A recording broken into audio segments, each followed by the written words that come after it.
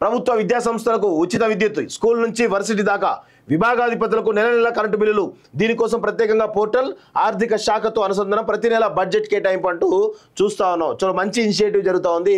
ప్రభుత్వ బడుల్లో కరెంటుకి సంబంధించినటువంటి సరఫరా విషయంలో ఉచిత కరెంటును కూడా ఇవ్వాలని చెప్పేసి ఈ రాష్ట్ర ప్రభుత్వం నిర్ణయం తీసుకోవడం జరిగింది. ఇలాంటి అంటే కొన్ని అంశాలు మనం ఖచ్చితంగా ప్రభుత్వ పరంగా తీసుకున్నటువంటి కొన్ని మంచి అంశాలను అప్రిషియేట్ చేయాల్సిందే.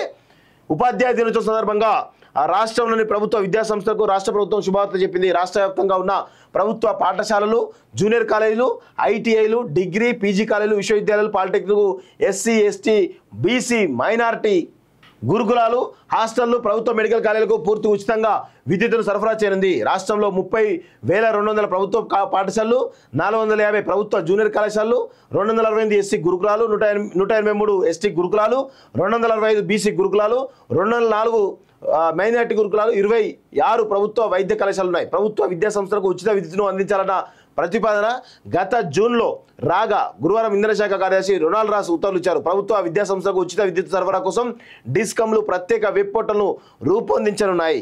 ఈ పోర్టల్లో విద్యా సంస్థలు ఏ విభాగాధిపతి పరిధిలోకి వస్తే ఆ విభాగాధిపతి ఆ పోర్టల్లోకి లాగిన్ అయి తమ శాఖ పరిధిలోని విద్యా సంస్థల వివరాలను వెబ్ పోర్టల్లో చేర్చాలి. విద్యా సంస్థల జాబితాను ఆయా శాఖల కార్యదర్శులు పోర్టల్లో ఆమోదించాలి. విద్యా సంస్థలకు ఉచిత విద్యుత్తు సరఫరా చేసిన ప్రతి నెల క్రమం తప్పకుండా మీటర్ రీడింగ్ తీసి సంబంధిత అధికారికి కరెంటు బిల్లు అందిస్తారు అంటూ ఒకరోజు చూస్తా ఉన్నాం. సో మొత్తానికైతే అన్ని ప్రభుత్వాలకు సంబంధించినటువంటి స్కూళ్ళు, కాలేజీలు, డిగ్రీ కాలేజీలు, ఇంటర్ కాలేజీలు, విశ్వవిద్యాలయాలు, పీజీ కాలేజీలు, ప్రభుత్వ మెడికల్ కాలేజీలు, ఐటీఐ, పాలిటెక్నిక్ అన్ని కాలేజీలు కూడా ఉచిత విద్యుత్ అందించాలన్నటువంటి ఒక మంచి పని చేస్తూ ఉన్నారు. దీంతో వాటికి కొంత ఉపశమనం కలిగేటువంటి అవకాశం ఉంటుంది. ఎందుకంటే వాటి మెయింటెనెన్స్ సంబంధించి చాలా వరకు కరెంటు బిల్లుకే చాలా పోతుంది.